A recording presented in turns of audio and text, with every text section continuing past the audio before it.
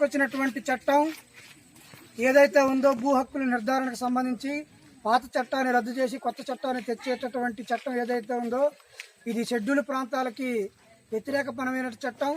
Schedule ప్రాంతాల్లో హక్కులు గిరిజనులకు సంబంధించిన వాటిని నిరోధించడానికి చేస్తున్నటువంటి ప్రయత్నాలు ముమ్మరంగా కనిపిస్తూ ఉన్నాయి.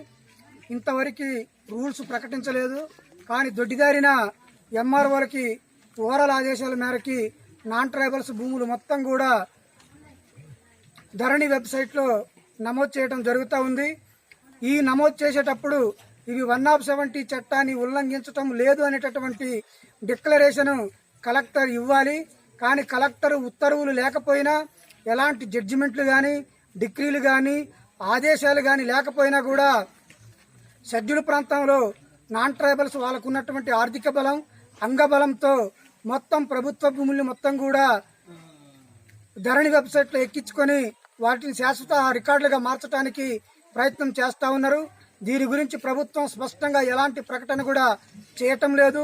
ఉదాహరణకి చాపరాలపల్లి రెవెన్యూ ములకలపల్లి మండలానికి సంబంధించింది.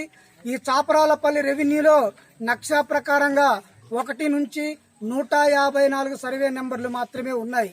కానీ 154 వరకు ఉన్నటువంటి నెంబర్లను కాకుండా కొత్తగా 295 పేరుతో పట్టాలు మొత్తం కూడా ఒక 2000 ఎకరాల భూములకి పట్టాలు ఇవ్వటం జరిగింది.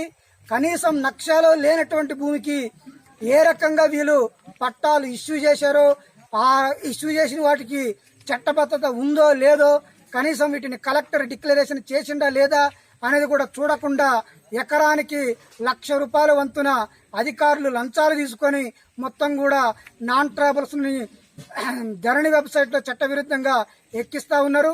దీని వలన గిరిజన హక్కులు మొత్తం కూడా కాలరాయటం జరుగుతుంది.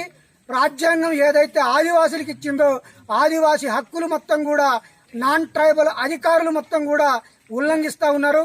కాబట్టి ఇలాంటి చట్ట విరుద్ధమైనటువంటి భూములని ఆదివాసీ సేన ఆధ్వర్యంలో అక్టోబర్ 14 తర్వాత నుంచి పెద్ద ఎత్తున రాష్ట్ర వ్యాప్తంగా కూడా ఉద్యమం చేస్తా ఉన్నాం. ముఖ్యంగా అక్టోబర్ 14 తర్వాత, ఎందుకంటే మా సంఘం అక్టోబర్ 14న ఏర్పడింది. కొమరం భీం జిల్లా జోడెన్ ఘాట్ లో అక్టోబర్ 14న ఏదైతే సంఘం ఏర్పడిందో ఆ తర్వాత రోజు నుంచి కూడా మేము మొత్తం ఈ యొక్క పోరాటాన్ని ఉధృతం చేయదలుచుకున్నాం. రాష్ట్ర వ్యాప్తంగా ఇదే పరిస్థితి మొత్తం కూడా కనిపిస్తా ఉంది. అలాగే ఎల్ఆర్ఎస్ పేరుతో నాన్ ట్రైబల్ యొక్క ఇళ్లని రెగ్యులర్ చేయడానికి ప్రయత్నం చేస్తా ఉన్నారు. రెగ్యులర్ చేసేదానికి ఎలాంటి చట్టబద్ధత లేదు. కానీ మౌఖిక ఆదేశాల మేరకి విలేజ్ గ్రామాల్లో ఉన్నటువంటి కార్యదర్శులు ఈ ఎల్ఆర్ఎస్ పేరుతో మొత్తం కూడా నాన్ ట్రైబల్ యొక్క ఇళ్లని రెగ్యులర్ చేసేటటువంటి పద్ధతిని అనుసరిస్తా ఉన్నారు. ఇది ముమ్మాటికి రాజ్యాంగ ఉల్లంఘన. రాజ్యాంగం ఆదివాసీలకు ఇచ్చినటువంటి హక్కులని ఉల్లంఘించడంగా మేము భావిస్తా ఉన్నాం. ఏ యొక్క అధికారిని గాని ఏ యొక్క ఆఫీసర్ని గాని ఉల్లంఘన చేసినటువంటి ఆఫీసర్లని ఎవరిని కూడా వదలబోము. వీళ్ళకి మొత్తం కూడా చట్టం యొక్క రుచి చూపించడం జరుగుతుంది. అవసరమైతే ఆదివాసీ సేన మొత్తం కూడా ప్రత్యక్ష పోరాటాలకి, ప్రత్యక్షంగా భూ పోరాటాలకి చేయటానికి సిద్ధమవుతా ఉంది. ఆ రకంగా మేము ఏదైతే గిరిజన హక్కుల కోసం పనిచేస్తున్న వాటికి ముందుకెళ్ళడానికి మేము ప్రయత్నం చేస్తామని మేము తెలుపుతా ఉన్నాం. అలాగే రాష్ట్ర ప్రభుత్వానికి కూడా గిరిజన ప్రాంతాల్లో గిరిజనేతరుల యొక్క వలసలు పెద్ద ఎత్తున పెరుగుతా ఉన్నాయి. గతంలో చట్టానికి విరుద్ధంగా వచ్చినటువంటి వాళ్ళు ఉన్నారు. కొత్తగా కూడా ఈ మధ్య కాలంలో కూడా పెద్ద ఎత్తున వలసలు వస్తా ఉన్నారు. ఇలాంటి వలసల్ని మొత్తం కూడా అరికట్టడానికి రాష్ట్ర ప్రభుత్వం చర్యలు తీసుకోవాలి. 170 చట్టం ప్రకారంగా 1970 ఫిబ్రవరి 3వ తారీఖు తర్వాత ఏ ఒక్క నాన్ ట్రైబ్ కూడా గిరిజన ప్రాంతాలకి రావటానికి వీల్లేదు. కానీ అక్రమంగా, దుర్మార్గంగా, చట్ట వ్యతిరేకంగా ఇక్కడ ఉన్నటువంటి అధికారులను లోబర్చుకొని షెడ్యూల్ ప్రాంతాల్లో మొత్తం కూడా అక్రమంగా చొరబడతా ఉన్నారు. అలాంటి చొరబాటుదారుల్ని మొత్తం కూడా ప్రభుత్వం ఏరివేయాలి. వాళ్ళని మొత్తం కూడా ఆక్రమణదారులుగా ప్రకటించాలి.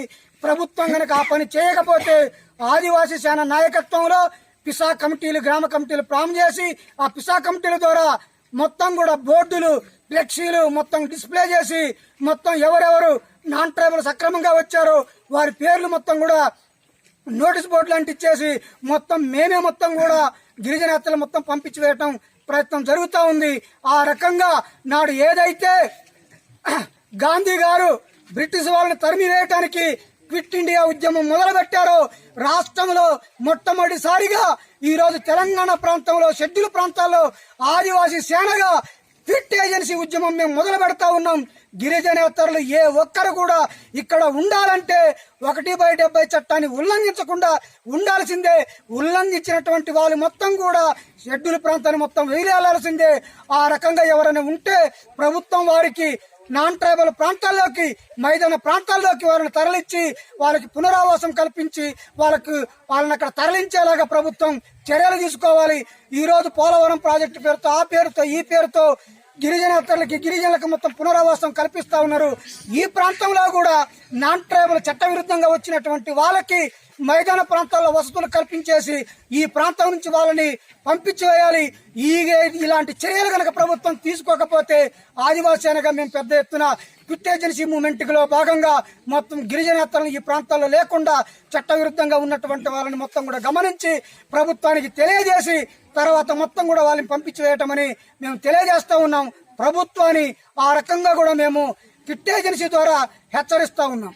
జై ఆదివాసీ, జై ఆదివాసీ, వర్ధిల్లాలి ఆదివాసీల పోరాటాలు, వర్ధిల్లాలి స్వయం పాలన పోరాటాలు, వర్ధిల్లాలి క్విట్ ఏజెన్సీ పోరాటాలు, వర్ధిల్లాలి క్విట్ ఏజెన్సీ పోరాటాలు, వర్ధిల్లాలి భూ పోరాటాలు, వర్ధిల్లాలి భూ పోరాటాలు, వర్ధిల్లాలి ఆదివాసీల ఐక్యత, ఆదివాసీల ఐక్యత, వర్ధిల్లాలి స్వయం పాలన పోరాటాలు.